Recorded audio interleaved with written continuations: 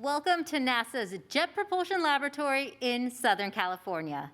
NASA's Ingenuity Mars helicopter made history this month with the first powered, controlled flight on another planet. Today, we will learn what Ingenuity's next steps are after successfully completing 3 test flights on Mars. I'm your host, Raquel Villanueva. To talk about the helicopter's upcoming plans are Lori Glaze, Director of NASA's Planetary Science Division, Mimi Ung, Ingenuity Project Manager, Bob Ballaram, Ingenuity Chief Engineer, Jennifer Trosper, Perseverance Mars Rover Deputy Project Manager, and Ken Farley, Perseverance Project Scientist. For anyone watching who would like to submit a question, you can do so by using the Mars Helicopter hashtag. Our phone lines are now open to the media. You can ask a question by pressing *1 and enter the queue. To talk about the goals Ingenuity has met, I'd like to welcome Lori Glaze. Hi, thank you so much, Raquel. I want to start off by congratulating the amazing Ingenuity team. They have achieved the unbelievable and inspired the next generation of explorers with their Wright brothers moment last week. I also really want to thank the Perseverance team for their incredible support of this month of Ingenuity. The videos of Ingenuity flying on Mars that Perseverance has captured and shared with the world are truly spectacular. And the Ingenuity technology demonstration is a huge success. They've done an amazing job, and they've met all 3 of the goals that NASA set at the outset. The first goal, of course, was to demonstrate back here on Earth, before we ever even launched, to demonstrate that it was possible for an aircraft to actually fly, a rotorcraft could fly in that very thin, low-density atmosphere environment of Mars. And they demonstrated that in a Mars chamber back at JPL before we ever even launched. So that was the first goal. The second goal was to show that we could actually fly on Mars, to do that powered and controlled flight on Mars. And that was completed in the early morning on Monday, April 19th. And then the third requirement is to not just fly, but to return the critical flight data back to Earth, transfer it through Perseverance back to Earth so that we can study and analyze those data and help us plan for the aerial systems of the future. And if you could show the video now, please. I'd just like to share this one with you. The data products. You can see AVRs are looking nominal. We see Z going to 5 meters, and then in the y-axis, which is relative to the starting position, we see the helicopter going out to 50 meters and coming back again.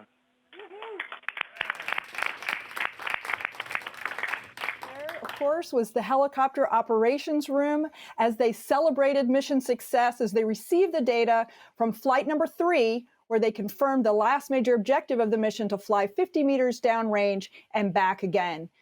Technology demonstrations like Ingenuity are really, really important. You may recall NASA's first mobile surface explorer, the Sojourner rover, launched in 1997 and completely shifted our paradigm, forever changing how we think about exploring the surface of Mars. And Ingenuity is going to do the same thing. We've learned so much from this little technology demonstration that will enable future aerial systems and explorers. I also want to give a quick shout out to the MOXIE technology demonstration on Perseverance that also had a major success last week when they successfully converted the carbon dioxide from the Mars atmosphere into oxygen, which has major implications for future human exploration of Mars. With the success of these amazing technology demonstrations, it's now time to pivot and start Perseverance's sampling campaign as the rover starts to head south. And Ken's going to be talking in a few minutes about the exciting science plans for the coming weeks. I'm also very excited to announce that after assessing the Perseverance science strategy, there's room to expand the Ingenuity demonstration into a new phase. What you'll hear about today from Mimi, Bob, Jennifer, and Ken is how Ingenuity is going to transition from a technology demonstration where we proved the technical capabilities of the helicopter to an operations demonstration where we're going to gather information on the operational support capability of the helicopter while Perseverance focuses on its science mission. So what I'd like to do is hand it over to Mimi to talk about where we are today, what this transition is going to look like, and what we're hoping to achieve during the Ingenuity operations demonstration. Thank you, Lori. We truly appreciate the opportunity that NASA has given us for Ingenuity to now enter a new phase, operational demonstration phase. Our team has been extremely happy and proud of the Ingenuity's flight to date. And now it's like Ingenuity is graduating from the tech demo phase to now the new ops demo phase, where we can show how a rotorcraft can be used and show products that only an aerial platform from an aerial dimension can give. So if we can play the video. This is a video of our flight number 3. And through these flights that we've had, we've been able to conclusively confirm our models and simulations and tests that we've done on the Earth. And in this flight here, there's Ingenuity flying free. It's finally flying 50 meters out. In fact, so far, it got out of the field of view of Mastcam-Z that's very carefully videotaping the flight. And it was a joyous moment for our team because, the Ingenuity had only been flying in chambers and constrained volumes until now, but there it went. And it does come back into the field of view of Mastcam-Z camera. And that was a fantastic day. So there was Ingenuity flying free, and with that, we have met all of our technical goals early in our first 3 flights. We're very happy. In addition, we've captured images from this first ever aerial images taken at Mars. Next, please. First from our engineering camera, the black and white camera that we use for engineering. Here's one of our favorite black and white pictures. And icing on the cake, we've been able to also capture color images. And here is one of them. In fact, in the top left corner, we caught a glimpse of Perseverance rover. So, with this new phase, we will now concentrate on utility of an aerial platform and work on operational products, such as aerial observation of specific science targets or looking at context features from places that are not accessible by rovers. Another operational product we'll look at is scouting for potential science observations, scouting for future rover traverse, or scouting for new airfields for the helicopter to transfer to. We can also look at stereo imaging of digital elevation maps. So as we make these products and the lessons learned from that exercise will benefit future missions with aerial platforms tremendously, definitely feed forward. And as we pursue these operational products, we will also continue to push the capability of Ingenuity. So a little more on the timing. This is a 30-day operational demonstration phase, but also note that Ingenuity was built and tested for the original 30 days of technology demonstration flights. So we will be celebrating each day that Ingenuity survives and operates beyond the original window as we enter into this operational demo phase. So at this time, Ingenuity remains healthy, and we will try our flight number 4 again today. And flight number 4, in fact, takes the first step into the operational demonstration phase. Flight 4, we will attempt the scouting functionality. Ingenuity will fly 133 meters south and take 60 black and white engineering camera images and 5 color images. And Ingenuity will fly back to the current Wright brothers field. And after landing, we will make 3-dimensional digital elevation maps with the engineering images, and then we'll use the 3D digital elevation maps and the color images to pick safest new airfield that we can see. And on Flight 5, we will send Ingenuity on a one-way flight to transfer to the new airfield. And after it arrives at the new airfield, we're going to work very closely with Jennifer's and Ken's teams to identify the new operational products and scenarios that we want to test forward. So I can't tell you how excited we're about this new phase. And I want to thank Ken Farley. Ken, thank you for the first 30 sols. Really the precious days on Mars, that really allowed us to show that we can design and build and operate a rotorcraft for Mars and this opportunity to continue forward. And Jennifer, thank you for the Perseverance operations team, all the imaging, the video coverage, and your team absolutely coddled Ingenuity to give it all the chance that it could possibly have to succeed. So really looking forward to continuing. So we are now, we can only think of this ops demo phase because of how well Ingenuity is operating, the stellar performance it has had to date. And so I'll turn it over to Bob to discuss it. Now, Bob is our chief engineer and innovator of Ingenuity's original design. Bob, you shepherded this design through making sure it fits in this 1.8 kilogram through its entire journey. And I can express how impressive it is that Ingenuity today looks almost exactly like the Ingenuity initial concept that was sketched in 2013. So Bob, congratulations for your vision coming into fruition to reality. So over to you, Bob. Thank you, Mimi, and thank you for your fantastic project leadership, and thank you, Perseverance folks, for really just getting us through to this point.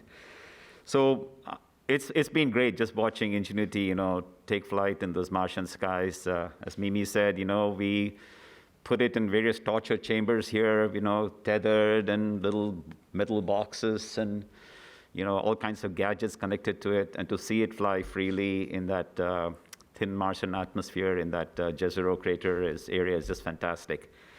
Now, I've been watching that video, the same video that you guys have been watching, over and over again, and it's just it plays peekaboo going off the screen, and then it comes back, and every time I just love it. But, there's a lot of engineering performance that's fantastic also on this vehicle. What you may not realize is in that flight where we traveled that far and came back, Ingenuity knew where it was on the surface of Mars to within 5 centimeters. That's 2 inches. It knew exactly where it was when it descended to land, and it landed within a foot. It's been there. It's been riding the winds. It's been taking off great. It's been everything's working very well, all the engineering systems, the solar panel, the battery, the radio, it's all this avionics, the computers, everything just going fantastic. And so I wanted to just draw attention to sort of some of the flight performance. So could I have my first slide, please? What you see on this slide is what Ingenuity sees with its camera looking down on the ground, and that's that image on the left. And what you will see as we play the animation in a little bit is you will see the features that Ingenuity is tracking on the ground, which then it combines with inertial sensors, and it achieves those kinds of accuracies. Now, this data is from Flight 2, where it's particularly easy to see all of this performance. And there are 3 plots that will animate. The first one shows the position. And you can see that we'll see that the altitude is held to within 1 centimeter. So that's a great performance from the altimeter and the flight control system that's keeping that. And the positions, as we are fighting in the wind, and sort of surfing or riding the wind, is within 25 centimeters. That's less than a foot. The second plot you'll see is the velocities as the system is going, forward and back. And the third plot shows the heading, how well are we pointed? And we have incredible pointing, like it's 1.5 degrees. In fact, some of the imaging folks have been taking some of our images and overlaying them. They haven't had to do much in the way of correction because the initial pointing information we give to them is just perfect. So all in all, it's really a great, well-performing vehicle. And now if you can roll the animation, you can see what Ingenuity sees. As it takes off, all the green features are what it likes. Red features are what is rejecting as being outliers. And you can see that every time the vehicle, as it approaches a turn, you'll see all the features sort of spiral out. And it's just great watching this. This is the hardcore engineering data that lets us validate our models.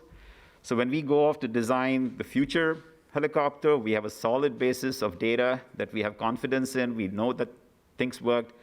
And there's a treasure trove of this data that really allows us to finish this technology demonstration phase and take on the opportunities to go to other aspects of the mission, which is us to serve as a scout, to be explorers. And so again, I want to thank the Perseverance team and everybody at NASA for that opportunity for us to showcase this next phase of the mission. Thank you.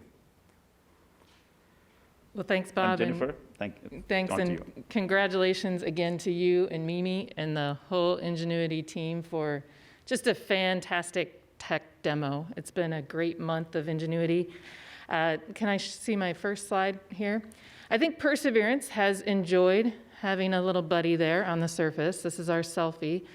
I call it our vacation photo of Perseverance and Ingenuity sitting there together on Mars. And Perseverance over this month has really just been focused on supporting Perseverance, or Ingenuity. And what it does to support it is it transmits the data back and forth for Ingenuity. And it also, as you can see from a lot of the images that we've shown, is a pretty good photographer of the Ingenuity flights. And now that the tech demo has been just amazingly successful, we are transitioning and pivoting to focusing more back on our science mission. We will do that over flights 4 and 5. Mimi talked about how the helicopter is starting to look at areas of interest to the rover. And then after flight 5, we will actually begin the set of activities that we need to complete on Perseverance in order to enable sampling. So some folks may wonder why we are doing this operational demo. We had not originally planned to do this operational demo with the helicopter, but a few things have happened that really have enabled us to do it. The first thing is that originally we thought that we would be driving away from the location that we landed at. But that's not true. The science team is actually very interested in getting the initial samples from this region that we're in right now, and Ken Farley will talk to you about that. Another thing that's happened, and you heard about it from Bob and Mimi, the helicopter is operating in a fantastic way such that even the communications link has a lot of margin, is overperforming, and so even if we move further away from it, we believe that the rover and the helicopter will still have strong communications, and we'll be able to continue this operational demo. But in order to make the operational demo not have a big impact on the science mission, in fact, we call it not to interfere, we have to operate Ingenuity slightly differently than we did before.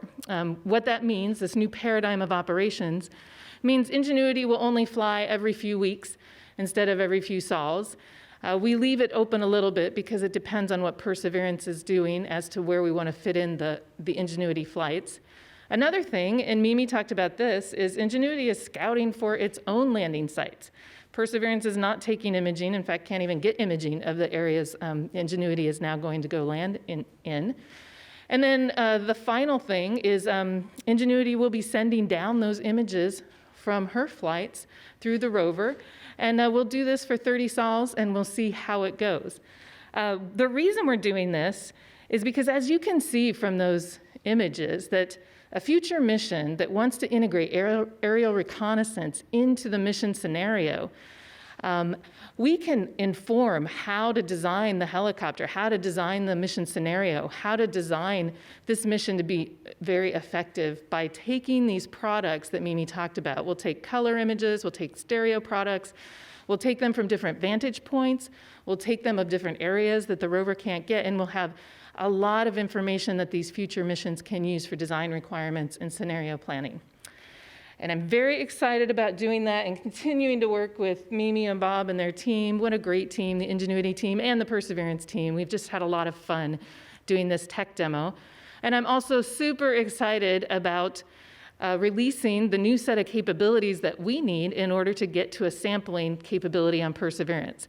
So what does that mean? What do we need to do in order to get our first sample?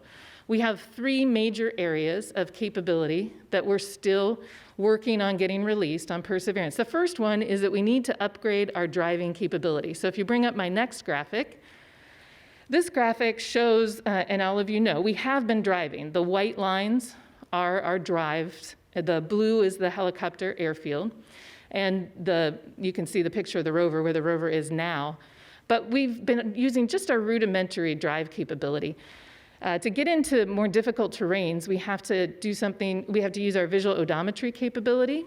Visual odometry is where we use the images from the navigation cameras, and we compare them as we drive and make sure that we're making the progress that we expect, that we're not digging into the dirt or slipping.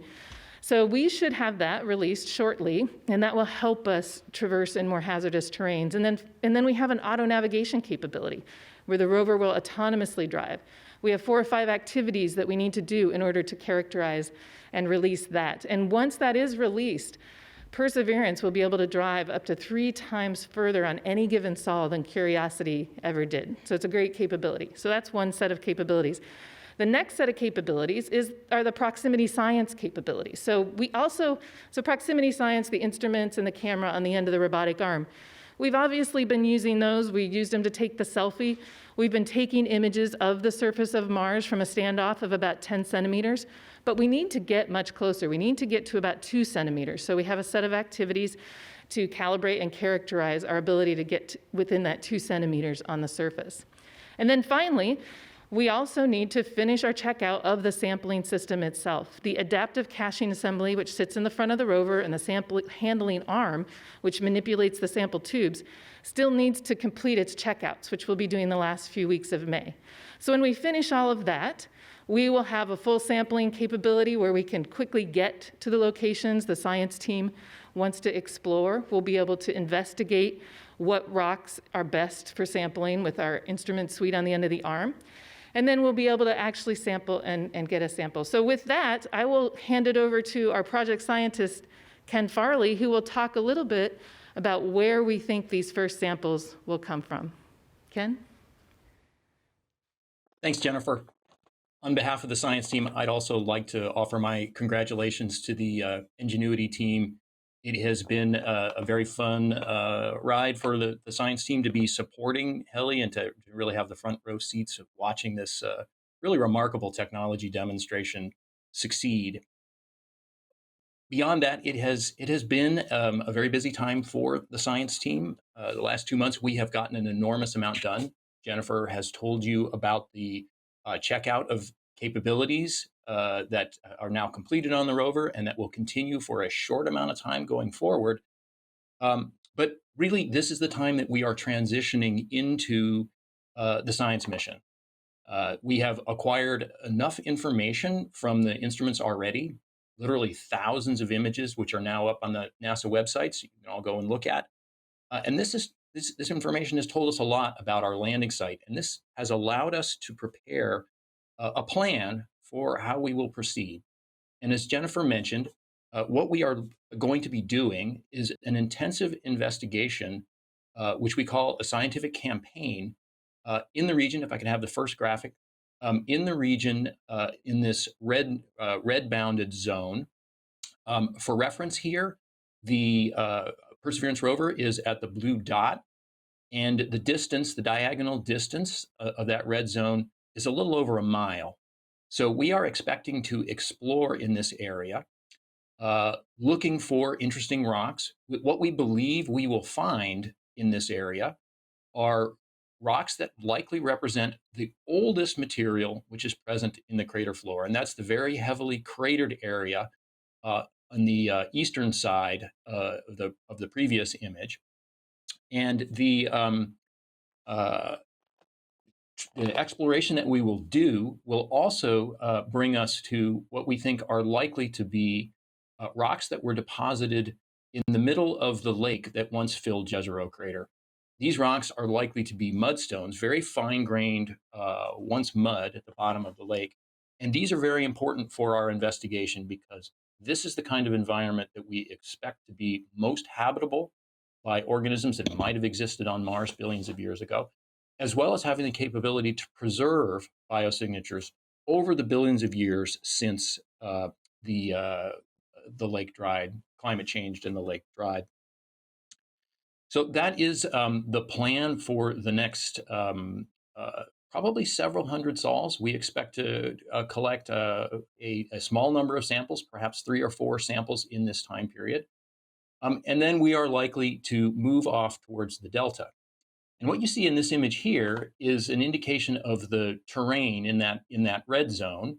And what the important features, you can see the rover tracks, you can see we're going to backtrack a little bit past where we initially landed, which is only something like 100 meters away from where we are. And we will trek something like a mile. And one of the very fortuitous things is the location that we landed actually involves multiple different rocks exposed at the surface, as well as a safe and straightforward pathway for traversing. We have quite a narrow corridor actually that we can drive through. On the one side we have sand dunes that are too risky to drive through, and the other we have boulders, and we have this nice corridor that is going to direct us into this area where we will undertake our first campaign and really get the science mission started. This is of course a multi-year scientific investigation, but we're very excited to be getting this first step going. And the other thing I like to say is it is very interesting for us on the science side to be able to participate in this demonstration of the operational capability of a helicopter. Of course, we recognize that the ability to both scout rover traverse directions, making sure that there are pathways that are safe and efficient to get us to where we want to go, and the ability to fly the helicopter out into terrain that the rover cannot possibly traverse to bring back scientific data. This is extremely important for future missions that could combine a rover with a reconnaissance helicopter. And so the science team is excited about being able to play its part in further supporting this demonstration for Ingenuity. And with that, I will turn it back to JPL and Raquel. Thanks, Ken. We are now ready to take media questions. Remember to press *1 to get put in the queue, and please direct your questions to one of the panelists. We're also taking questions through the Mars Helicopter hashtag. To start, we have Marcia Dunn from the Associated Press. If Flight 4 takes off today as planned, when will Flight 5 be? And am I correct in understanding that the helicopter is going to have 30 sols on top of the first 30 sols for operations, which would take potential flights into the beginning of June? And how far can these two vehicles be apart and still be able to communicate? And will the new airfields be along the rover's path? Thank you. I can start. Yes. So first, yes, is 30 sols beyond the initial 30 sols. So and the vehicles can be apart up to 1 kilometer or even further. As Bob mentioned, the signal-to-noise ratio is extremely good. So we can go even beyond 1 kilometer distance. So in terms of Flight 4 and then the timing to Flight 5. Flight 4 is, first of all, bold. Okay, it's going to be a 266 meters round trip. And then after it lands, we are going to be processing these 60 black and white images to generate these 3-dimensional digital elevation maps. And then based on that, make the decision on where Flight 5 will go. So the timing between Flight 4 and 5 will be longer than usual. Instead of the 3-day cadence, it will be close to another week before we attempt Flight 5. Thanks. And Marcia, you had several questions. Did you have another one you'd like to get answered? Let me just, I'm sorry, I've got all this, I got to mute my audio. I think that answers it. So you'll be having tests through June. Oh, and will the flight path, will you be sort of trying to find airfields along the route of the rover, or will the rover sort of be trying to tag along where the helicopter is going? Who's leading who here? Thank you. Oh, absolutely. The rover is primary going forward. So yes, we'll be working with Jennifer and Ken extremely closely. And in fact, not just even the path, even the kinds of products that we want to prioritize. So yes, definitely a shift from our 30 days of being spoiled, Jennifer, to now, yes, we will be on, working with the convenience of the rover. Thank you, Mimi. Up next, we have Kenneth Chang with the New York Times.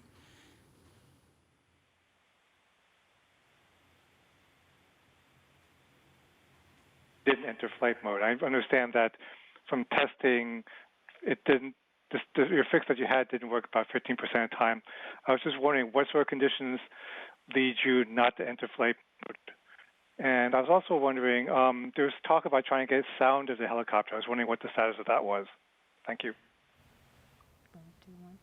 I'm not sure I heard the question. It was a little chopped up there. Oh, sure. Kenneth, could you repeat your question, please? Oh, sure. Yesterday's attempt to do the flight didn't enter flight mode. From ground testing, I know about 15% of the time your fix that you had did not work. I was wondering what were the specifics of the conditions that lead it not to work. And I was also wondering what the status was of trying to get sound of the helicopter. Yeah, let me talk to the going into flight mode question. So we had a choice of two, possible ways to fix it. One was a software fix, which would have taken a little bit longer to get onto the aircraft. And the other one was this sort of little bit of a random touching of the registers, if you will, that would flip the mode, good 80% of the time. We chose that path because it was the most expedient path and it didn't disturb the existing software, which otherwise has been doing extremely well. And it's just a matter of timing. There is a bug, that this is a workaround for the bug. And we're exploiting some slight idiosyncrasies in the timing of the way the computers talk to each other to sort of fool the system into being okay and accepting the transition to flight mode. So that was the sort of the trick. It worked out perfectly well, 3 times. And yesterday it didn't quite work, and we'll see today whether we got past that little block. But it was a known way of doing it, and it was quite successful, so we're quite happy with it.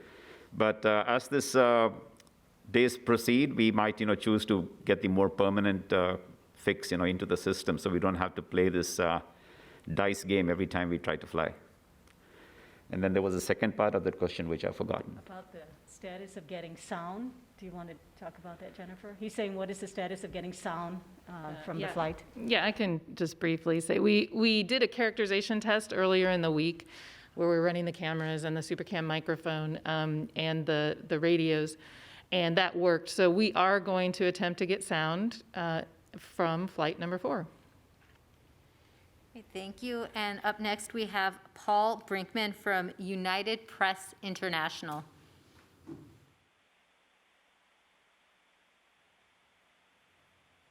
And all systems are functioning well. I was wondering if you could just talk about your best estimate right now as to how long Ingenuity could remain functional in this, given what you've learned.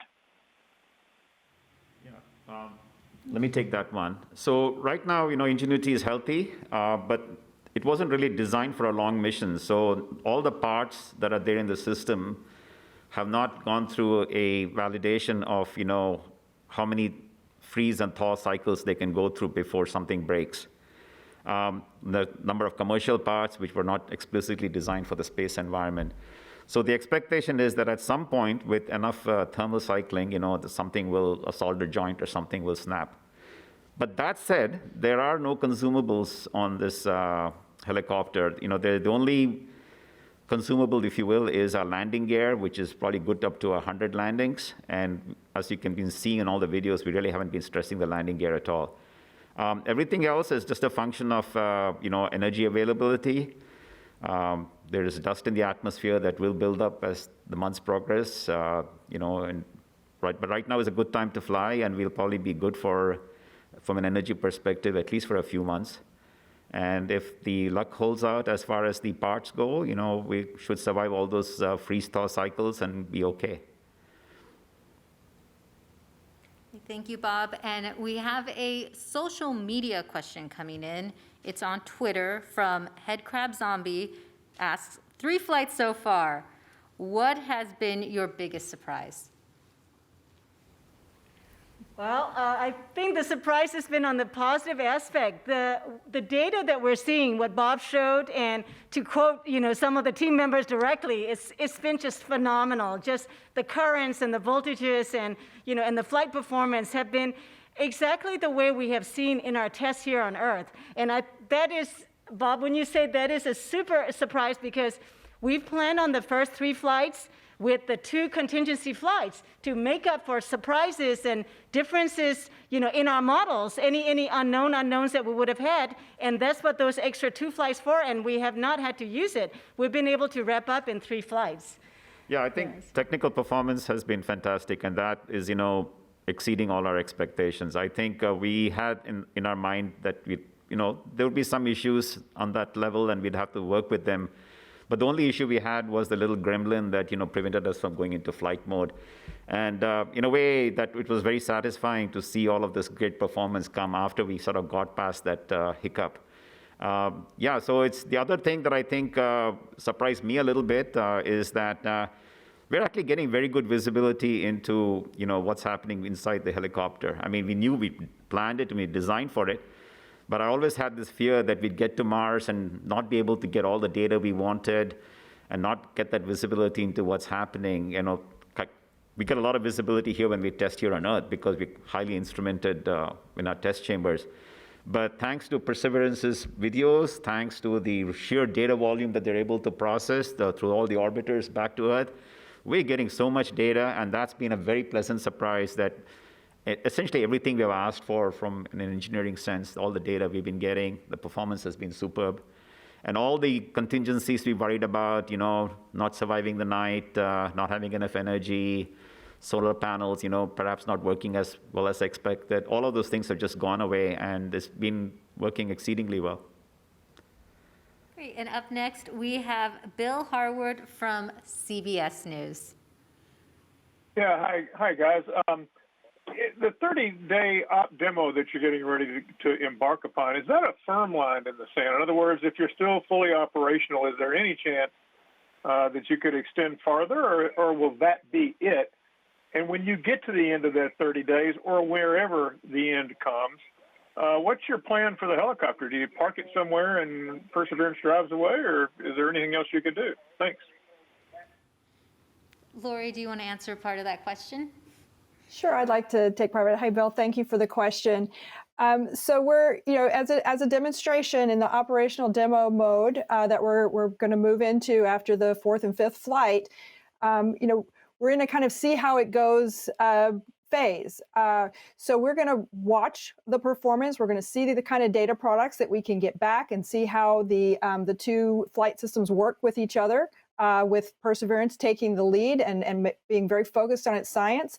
And after that 30-sol period, we'll assess where we are. We'll see where we are. We'll check on the health of the helicopter. We'll see how, if it's being helpful to Perseverance, or if there are impacts to the ability of Perseverance to do its core science jobs. And we'll assess the whole picture and see where we are at that time. So there is a potential to go beyond, but we'll have to assess it after 30 days. And then, I don't know if Jennifer or Mimi want to take the second half of the question. Go ahead, Mimi, if you want.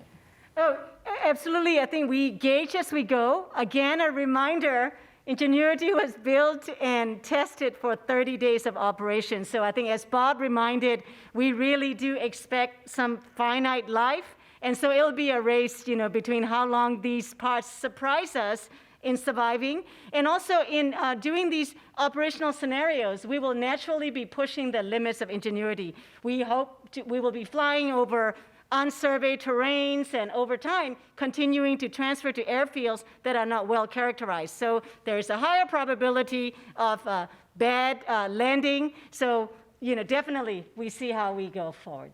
Yeah, and I'll just add, there are lots of different ideas about how this might end and what the final flight might be, and we've all talked about it many times. But as we go through, our objective here is just to evaluate every month and see how it's going and then determine what the next steps are. So we're not really ready to say what the final step would be because we're taking it incrementally at this point. Thanks for your answers. Up next, we have Lisa Grossman with Science News. Hi, all. Thank you for taking my question. This is probably for Mimi. I was wondering if you could anthropomorphize the helicopter a little bit. Now that you've gotten to know it, does it have a personality? What's its relationship with Perseverance like? And if you were Ingenuity, how do you think you'd feel at this moment? Wow. Okay. So Ingenuity, my summary, Ingenuity loves Mars. That's just, we have been shocked and just, you see the flights, right? It takes off and I almost feel the freedom that it feels, no longer tethered like Bob was describing with, test cables or stuck in a chamber. And I really feel Ingenuity loves Mars. And Perseverance, as I mentioned, has been the ultimate spoiler, just spoiling Ingenuity all this time. So that's how I really see it. And Ingenuity loves Mars. Great, thank you, the ultimate Mars duo. Up next is Joey Roulette from The Verge. Hey, thank you. Bill Harwood kind of asked my question, but I wanted to, expand a little bit. If things go really well in this new operational demonstration phase, are you guys hoping that you can transition or that it'll graduate again into some more operational capability, or what are you guys hoping for that? And how many flights are scheduled for that phase? Thanks. Yeah, I'll go ahead and answer that. So initially, in the first 30 sols, we'll probably, after Flight 5, we'll get 1 or 2 flights, and then we'll evaluate. I think we are hoping that we can operate Ingenuity in a not-to-interfere basis with the science mission in a way that as long as it's available and alive, that we'll be able to continue in a way and learn more things, likely, again, as I mentioned, because Ingenuity is a tech demo helicopter that wasn't designed for a long mission. It wasn't designed with a hazard avoidance landing system. It wasn't necessarily designed to do an operational reconnaissance for a rover.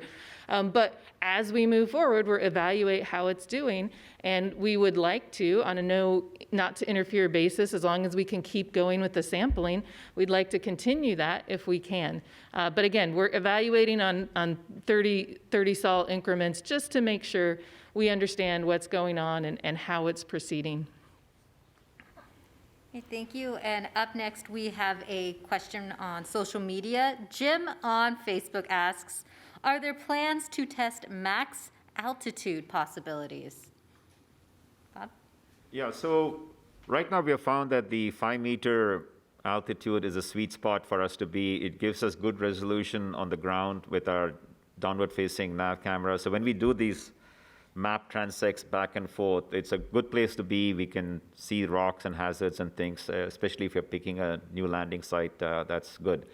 But as part of this, providing utility to the rover, I wouldn't be surprised if it has some particular location, we are asked to go to a higher vantage point, like let's say 10 meters, and do a look around and provide some panoramic type imagery that might be useful to either the rover operators or the scientists. But for the normal sort of transect map making, the 5 meters altitude has proved to be a good place to be. Thanks, Bob. And up next, we have Gina Sunseri from ABC News. Mimi, as you watch Ingenuity fly, are you taking notes for a possible successor, what you would do differently? Oh, yes. As we watch, the engineering data really has been examined and combed through by the entire team in the background. So absolutely on, what is the attitude and deviations from the predicted curves to the differences, those are being watched very carefully by our chief pilot, for our, the operations lead, and folks looking at the batteries and the temperatures.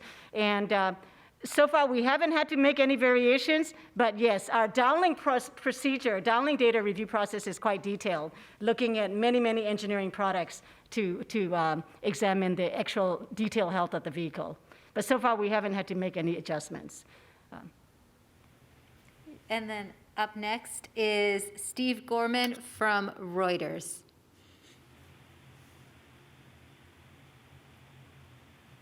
Steve, can you hear us?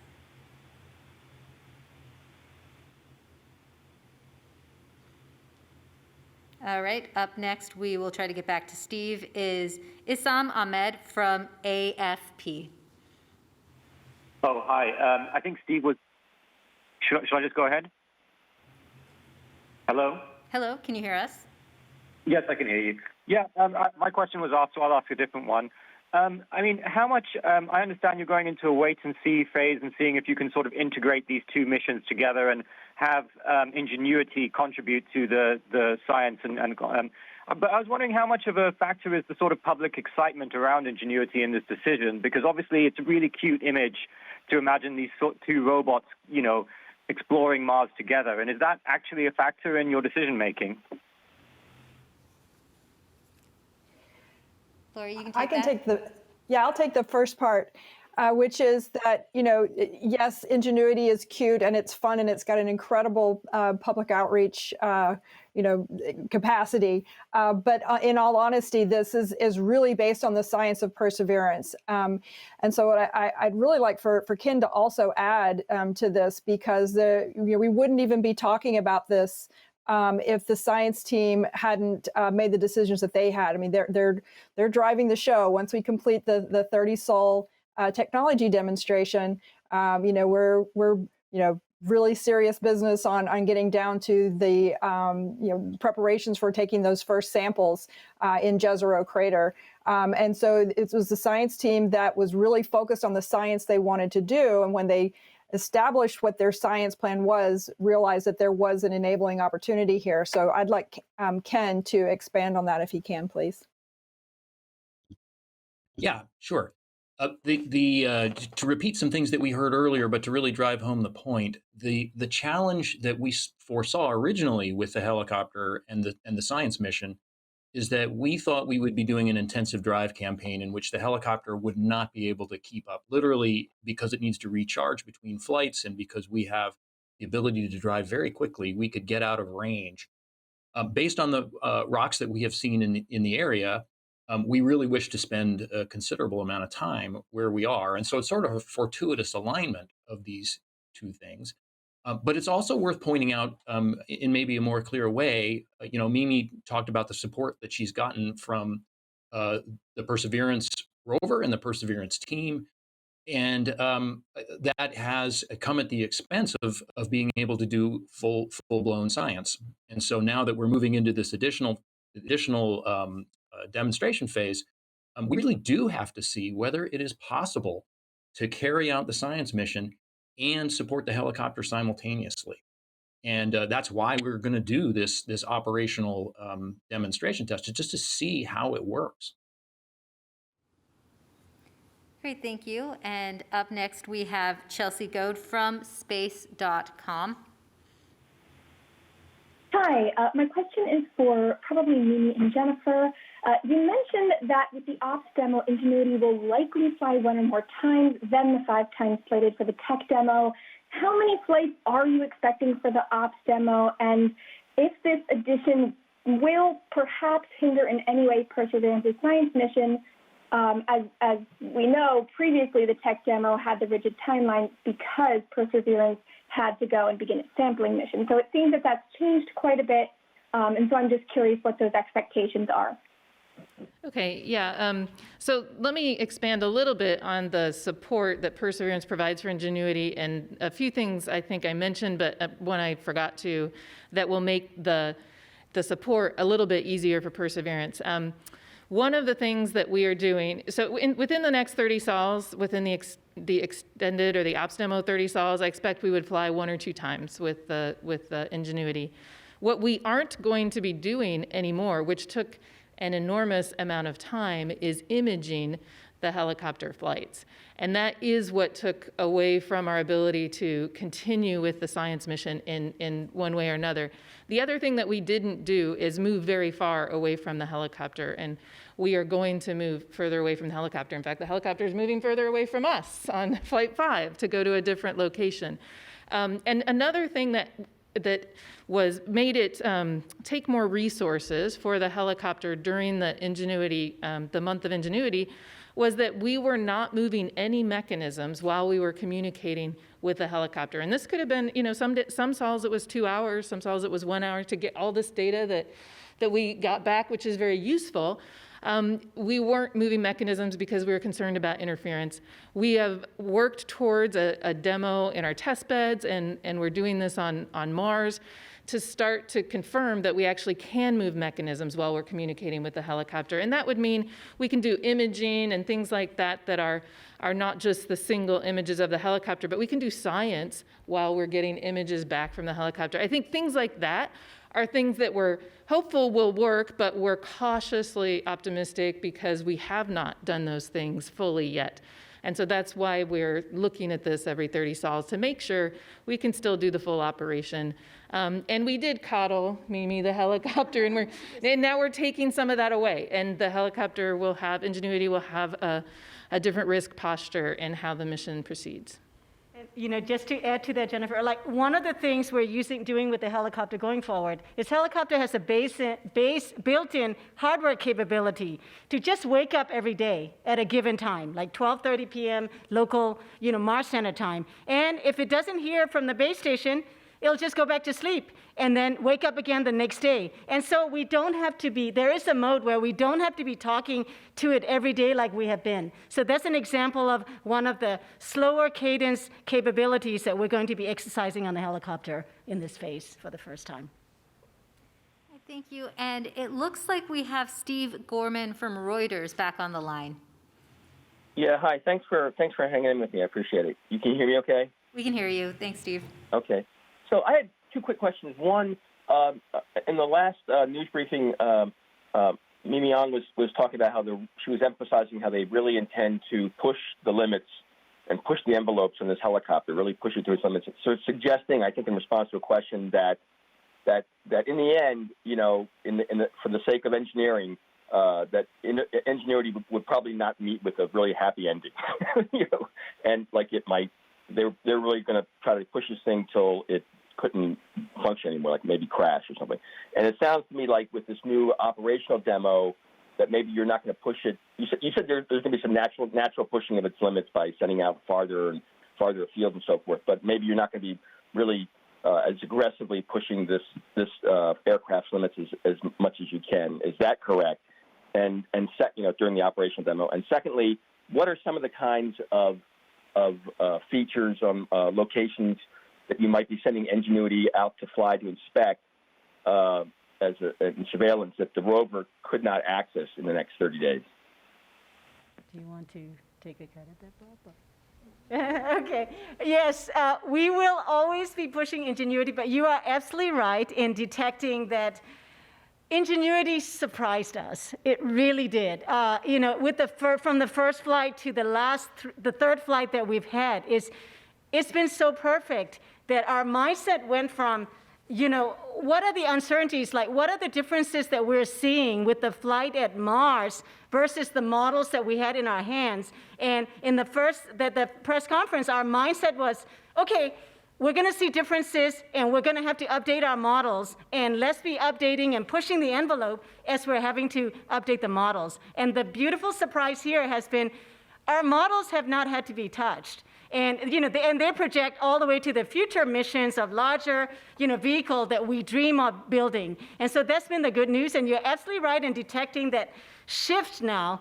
And it's become an opportunity, right? With the opportunistic Perseverance rover is going to be nearby, and we get this chance to try out operational demonstrations. So two things are going to happen. We are going to start getting these products that will really feed forward to future missions using aerial platforms. And as we do that, we are going to have to push the envelope because of the unsurveyed terrain and more difficult terrain that simply the rover cannot get to. And so that will naturally push the limit. But you're right. I think I made the comment, I was pushing Hobart Grip, who was sitting right here and saying, come on, we got to go at least 600 meters, 800 meters. Kind of pushing for the model's sake. We backed off a little bit just because we've had no surprises in the model. But don't worry, we will be pushing the vehicle because we'll be using it in very unpredicted ways. So. I'd like to add to that. Even on Flight 4, we have pushed some of the capability. We are flying faster than we flew on the third flight. We are flying for longer than our original design limit. We absorb all the waste heat in our motors in the motor itself. And originally, we thought we would need to restrict that to about 1.5 minutes. Flight 4 is going to fly over 2 minutes on that motor, so we'll see how well that holds up. We're also currently, not optimized in our navigation system to fly over undulating terrains. We are sort of more of a flat plane, which is what the airfield and that flight zone was selected for. So we're going to be flying over terrain that will introduce a little bit more navigation error. We'll see how well that works. So it is being pushed, but it's being pushed, in a good way, in the sense that we know what the good performance has been, and we're pushing, cautiously, but it's still being pushed. Thank you very much. All right, and up next we have Jeff Faust from Space News. Good morning. A question for the Ingenuity team, just to follow up on some of those earlier questions about pushing the limits of the helicopter. What sort of range do you expect to be able to get on these flights? How far downrange and back do you expect to go on some of these future flights beyond the 133 meters of Flight 4 today? Thanks. I think total of about maybe 600 meters is not unreasonable. 2-minute flights at 5 meters per second is something that definitely is a possibility. That's probably where, we'll see how well it does on that one and see whether there's even more margin that we can, use for further flights. But that's probably a good place to think of a limit. Thanks, Bob. And up next on the phone lines is John Wentz from Inverse. Hi, I was just wondering what the transmission rate is between the helicopter and rover, and also, had you known this would be so successful, what kind of payload you might have wanted to be aboard the helicopter? Well, we're transmitting data at about 100 kilobits per second, and we have 2 legs in that journey. One is from the helicopter to its base station, which is a radio link, and then there is another serial line between the base station that's mounted on the rover to the rover computer itself. And so it has to make those 2 hops. They're comparable speeds at what I indicated. And what was the second part of the question? Have we known that? Yeah, have you known that this was going to be as successful as it was? What kind of payload, or what kind of payload do you anticipate for your next helicopter? In terms of my project manager, I had to fight to get the color camera onto the helicopter. So I'm very happy that we got that one little 1-gram payload, and we couldn't even call it a color science camera. We couldn't call it anything like that. We had to call it a return to Earth camera. So maybe Mimi wants to talk about payloads. I confess, I'm very focused, right? When we started this was about showing that we can fly a rotorcraft, right? We started with the question, we had a lot of people questioning, right? Very smart people. They said, really, is it possible? So yes, Bob, I confess, I was very obsessed with engineering data on how does a rotorcraft fly at Mars, right? Not just it flew, right? You can see it flying, but really getting the data back on how does it fly so that we can confirm our models. So yes, I was just obsessed with getting the engineering data back, and payloads, I admit, were in the back burner for me. And Ken, would you like to contribute too? Yeah. So I would suggest that the science team would love to see a capability that effectively takes the high-resolution cameras that we have on board the rover and puts them out over the landscape that we cannot drive to. And so the color images that we are getting there already are spectacular. We'll have to see if we can make out features that are of interest to the science team. But I think imagery is the key payload for this. For a future helicopter, is to produce high quality stereo imagery. All right, thank you. And now we have a social media question coming in. Deanne on Facebook asks, how will this research impact human flight systems for Mars exploration in the future? Laura, would you like to take that? Sure.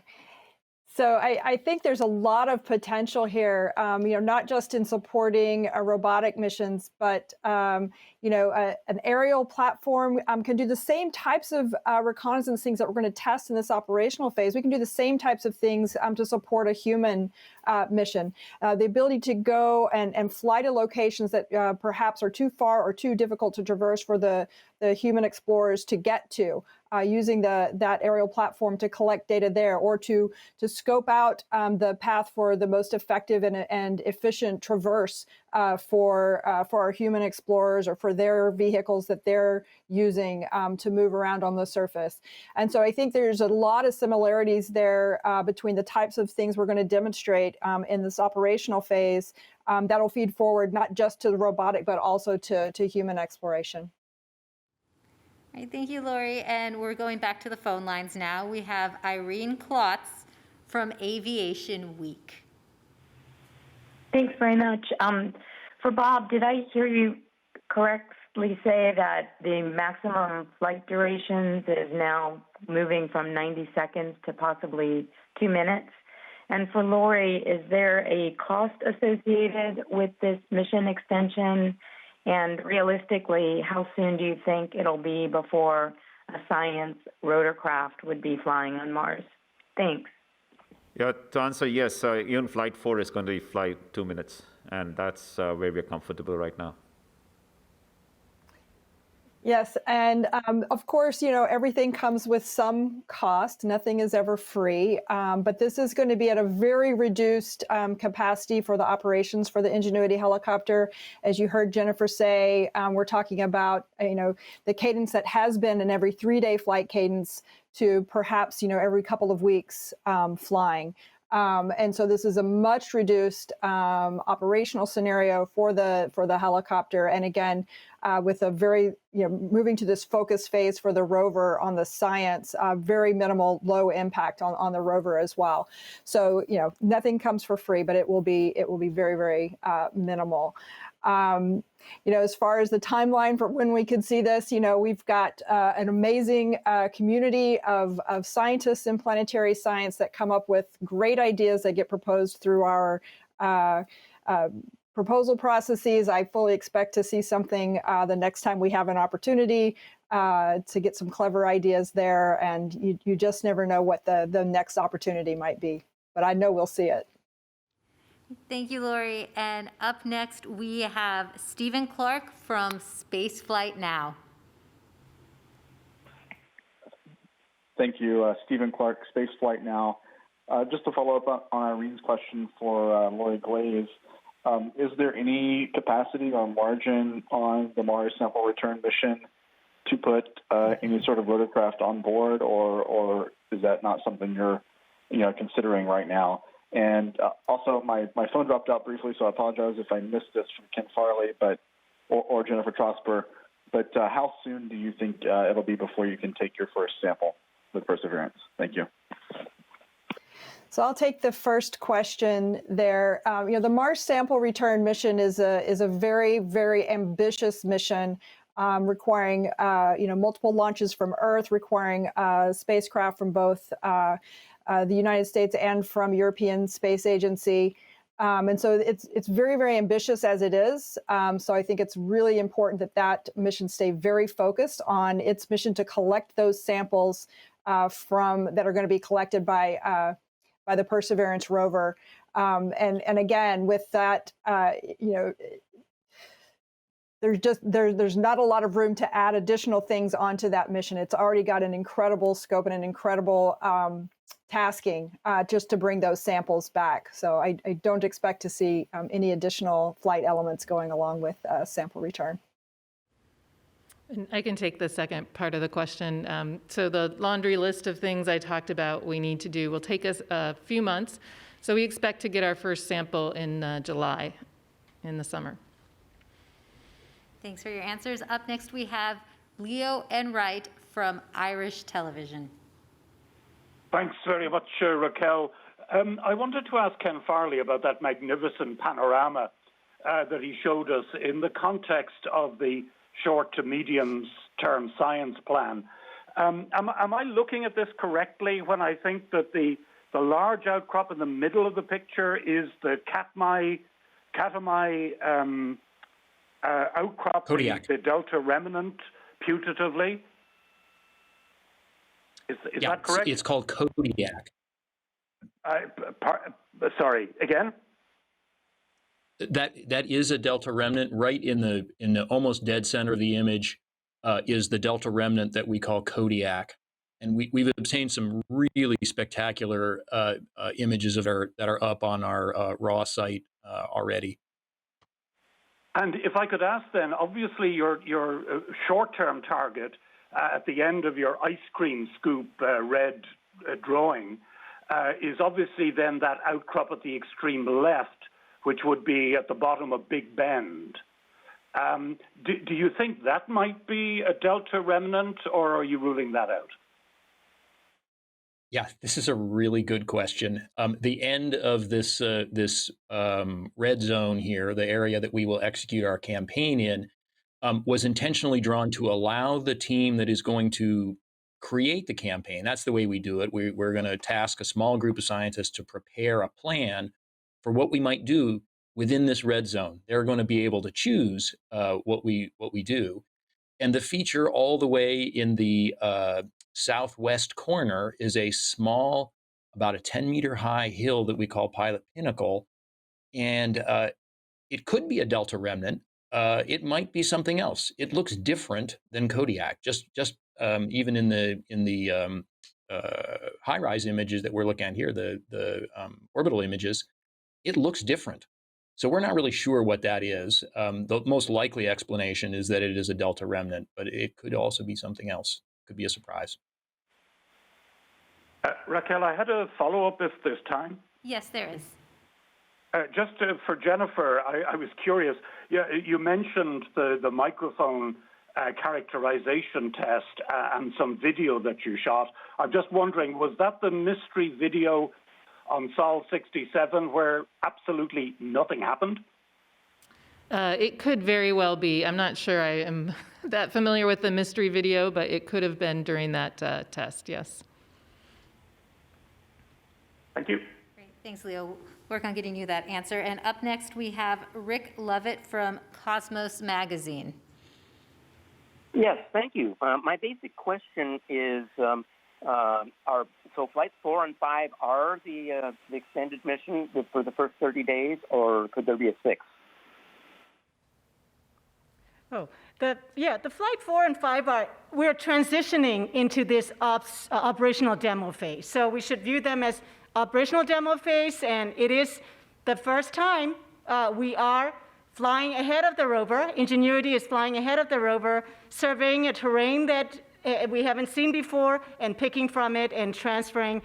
And then from then on, for flight 5, Ingenuity will leave the current airfield, the Wright Brothers field, and Ingenuity will permanently transfer to the new airfield. So from there on, yes, the intention is for flight 6, and 7, so on, working together with Perseverance operations and science perspective to figure out, what operational products and scenarios that we want to explore. Thanks. Well, I can follow up. That means there could be in this 30 days more than 2 flights. There could be 3 or 4. Yes, we're looking every 2-3 week cadence. We'll do flights 4 and 5, and then we'll probably have 1 or 2 flights after that throughout May. Thank you. Up next on the phone lines is Ken Kramer from Space Up Close. Thank you for taking my question, and congratulations on fantastic results so far. I'm wondering with the color camera, since you're going to stay aerial for a while, would it be possible to do stereo imaging with that? One of you just mentioned that a little bit, taking stereo images. If you can keep it up, turn it a little bit, is that possible? And can you get any science at all out of that color camera? Thanks. Yeah, I can take that. Yes, so we can do stereo, and it was considered as a possible, demonstration. It's just that we have a little bit of our timing on scheduling the color camera on the helicopter is not as precise and as carefully controlled as we can do with the navigation camera. And since the flight force objective is really to find the new landing field, the nadir-pointed black and white camera will seem to be better for that. But yes, at some future point in time, we can definitely do, wide baseline stereo imaging using our color camera. Thank you. And we also have some social media questions coming in. Fred on Facebook asks, are you going to make a map out of Ingenuity's pictures? So I can take that too. Yes, there is actually a mapping team that works closely with all the Perseverance images. Everything that they do, there is a whole pipeline of processing which results in map-type products that come out of the other end. And we have been feeding our images from our cameras to that same team. And they have been building up, and they're getting ready, in fact, to build this digital elevation map, which is their first product from this long transect. And there are other map products that they can do. They have the good models of both our cameras. So as long as they get their images, which we hand on to them, they can process it, and they will prioritize how they process it depending upon what the need is. Thanks. Another social media question. That Guy Crafter on Twitter asks, will the data from Ingenuity be useful for the Dragonfly mission on Titan, or are the environments too different for it to be relevant? Lori? Sure. So I'm sure that Bob and Mimi can also say, but the teams have already started talking to each other. And yes, the environments are very different, but we are talking about remotely operating a rotorcraft in another environment. And so I think there's a lot of information that can feed forward about how we're operating this rotorcraft on Mars that can be helpful to the Dragonfly team as they develop their rotorcraft, which of course will fly on Titan. As I said, I believe the teams are already speaking to each other about how they can how the Dragonfly team can build on what has been learned from Ingenuity. You want to weigh in too, Mimi or Bob? Oh, okay. Yeah. So one aspect, I think, Bob and I, in our journey going from inventing the helicopter, in parallel, we found ourselves inventing the verification and validation approach. How do you test a rotorcraft that's going to fly on another planetary target, right? How do you test on Earth? And that itself has been a journey. So, for example, that is one area that we can really contribute to future aerial vehicles for other planetary targets. And yes, we are in communication. In fact, Michael Rixkevich was our independent review chair for the Ingenuity's entire development phase. So definitely connected. And the second aspect that Ingenuity can contribute to future aerial platform missions is how to operate it, right? At these large distances, how do we operate it from Earth? And that's also a very highly valuable information. And then, of course, with the latest now, the opportunity that we're getting in the operational demonstration phase, now we can go a step further. We will be looking at potential use cases and potential products that can really help operations as well as science exploration aspects of it. And we're very proud to be able to help future missions that way. Thank you. Another question coming in from Twitter. Kumar asks, how long, theoretically, can it stay afloat in the air with its batteries fully charged by the solar panels? Assume they're talking about Ingenuity here. Yeah, so our constraint is not the energy in the battery. We actually reserve most of the energy for staying warm through the night. The constraint really is a thermal constraint on how long we can operate the motors. Since we were a technology demonstration designed for short flights, all the waste heat in the motor actually gets absorbed in the motor, and the motor temperature rises by about 1 degree centigrade per every second of operation. So we have to manage that, and that's the ultimate limit that keeps us, puts a constraint on the time. It's not so much the energy in the battery. We have plenty of energy that if we wanted to fly longer, but it's purely a thermal temperature constraint. Thanks. And then Arno on YouTube asks, how excited are you guys on a scale from 1 to 10 now that Ingenuity will keep flying? 10.5. I don't know. I think I saw Mimi jump up and down the chair when Ingenuity flew that first time, and I'm not quite sure I can quite get that energy level, but it's been awesome. It's been awesome. So I don't want to put a number to it. Sounds like it's off the charts for you, Mimi. And then our final social media question. Charles on Facebook asks, the human race at its best when it is trying to achieve the impossible. How can the public help NASA continue this endeavor? That's a great question. Part of what we do with everything we're doing in NASA is to inspire. We want to learn, we want to understand within planetary, we want to understand the solar system and all of the planets and bodies that make up our solar system. But then we want to take that learning and what we've learned and inspire the public and everyone around. And so I think from the public side, the support of everything that we're doing, the incredible support we've seen from the public of both Perseverance and Ingenuity has just been absolutely wonderful. We're just so thankful and so happy that we can take the whole world along with us on this incredible journey to explore Jezero Crater. Great, thank you so much. Now, if members of the media have additional questions, please call JPL's Digital News and Media Office. We'll also continue to answer social media questions online. Thank you for all your questions, and thank you to our panelists for joining us today. To learn more about the Ingenuity helicopter, visit go.nasa.gov/Ingenuity. To learn more about the Perseverance rover, visit mars.nasa.gov/Perseverance. There you can also see the latest images coming down from the rover. And if you're on social media, join the conversation about the helicopter by following @NASA JPL and use the hashtag Mars Helicopter. You can join the conversation about the rover by following @NASA Persevere. Thanks for watching.